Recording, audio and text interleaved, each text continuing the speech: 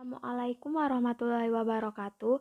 Selamat pagi, kami dari kelompok 3 Sosiologi dan Antropologi akan membahas mengenai kelompok teman sebaya dalam proses sosialisasi. Kami yang beranggotakan Nike Budiharti, Ratna Hanum, dan Wahyu Retno.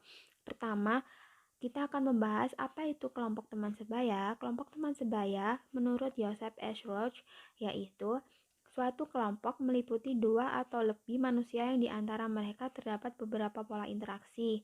Lalu menurut ilmu sosiologi, kelompok sebaya adalah sekumpulan dua orang atau lebih yang saling berinteraksi dan ikut dalam menentukan pembentukan sikap yang sesuai dengan perilaku kelompoknya.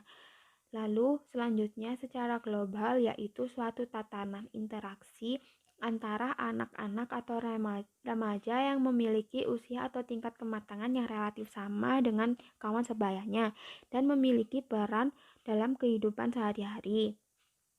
Lalu selanjutnya peran kelompok teman sebaya menurut Santosa tahun 2004. Pertama, teman sebaya memberikan dukungan sosial, moral, dan emosional. Yang kedua, teman sebaya berperan dalam perkembangan pribadi dan sosial.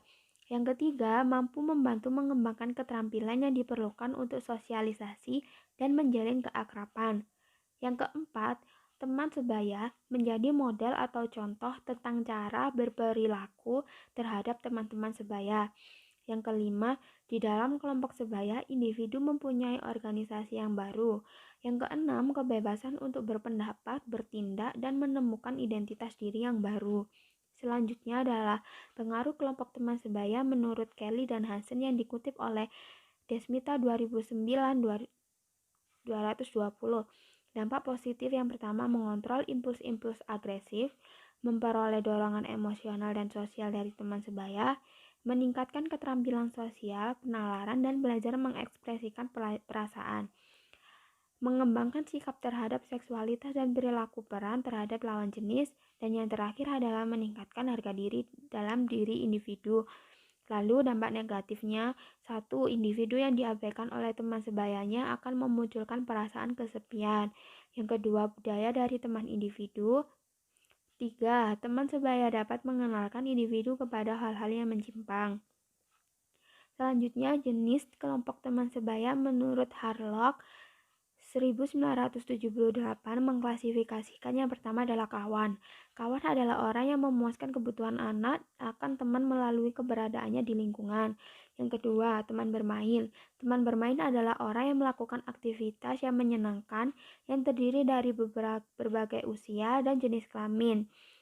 Yang ketiga adalah sahabat-sahabat adalah orang yang tidak hanya bermain dengan anak, tetapi juga berkomunikasi melalui pertukaran ide, rasa percaya, permintaan nasihat, dan kritik.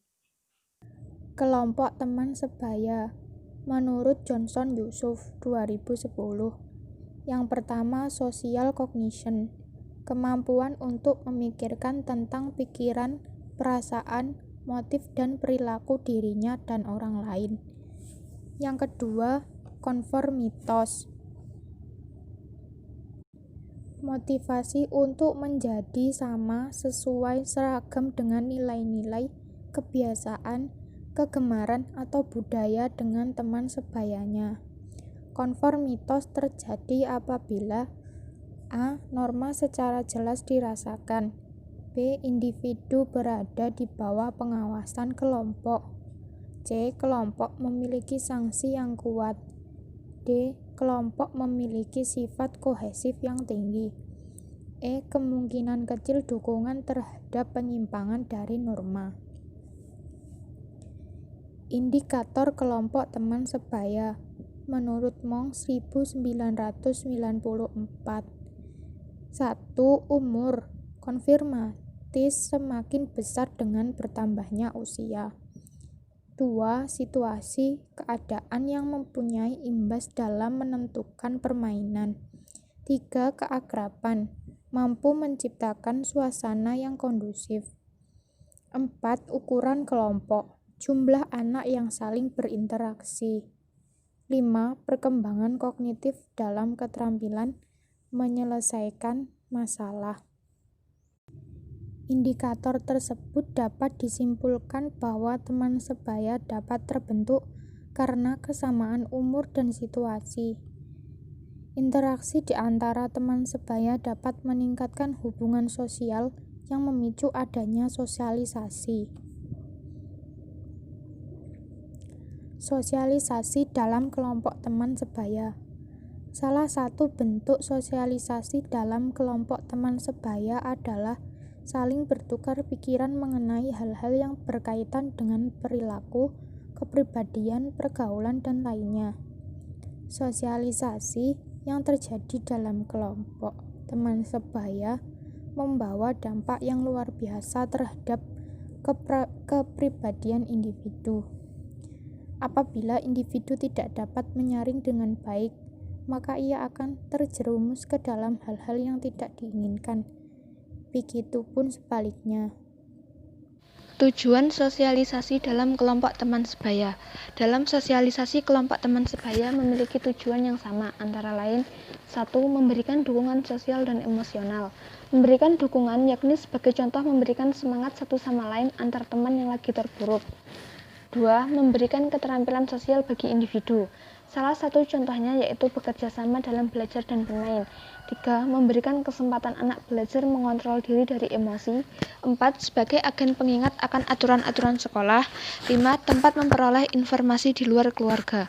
Kesimpulan yang didapat dari beberapa poin tujuan sosialisasi dalam kelompok teman sebaya di atas yaitu kelompok teman sebaya memiliki peran penting dalam proses sosialisasi yang dapat membantu membentuk pribadi individu menjadi seseorang yang bertanggung jawab serta memiliki wawasan yang luas.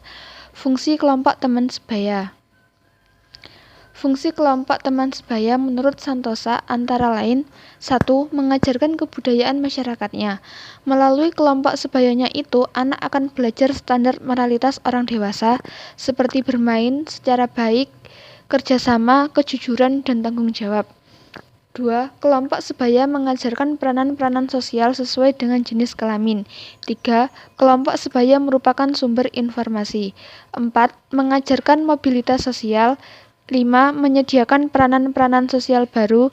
6. Kelompok sebaya membantu anak bebas dari orang-orang dewasa. Dukungan kelompok sebaya membuat anak merasa kuat dan padu.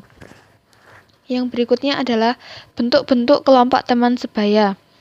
Bentuk-bentuk kelompok teman sebaya menurut Hurlock sebagaimana dikutip oleh Nugraha adalah sebagai berikut. 1.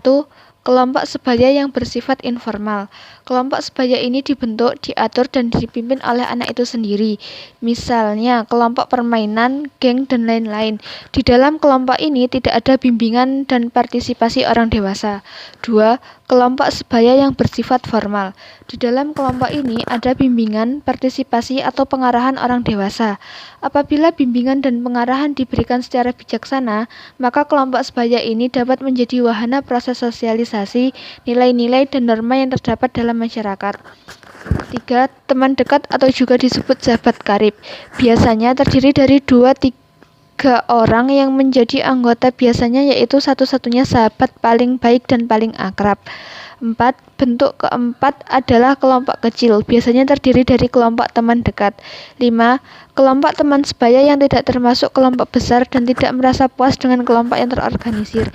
Biasanya terdiri dari anak-anak sejenis dan minat mereka adalah untuk menghadapi penolakan teman-teman melalui antisosial. Dari uraian di atas dapat dipahami bahwa kelompok sebaya sangat berperan penting dalam proses sosialisasi individu, terutama kelompok sebaya remaja. Pengaruh kelompok sebaya tidak hanya berdampak negatif, akan tetapi juga berdampak positif. Untuk itu, pembentengan diri melakukan keluarga masih sangat diperlukan. Bahwa ketika anak memiliki teman, maka kenalilah siapa yang menjadi teman anak kita.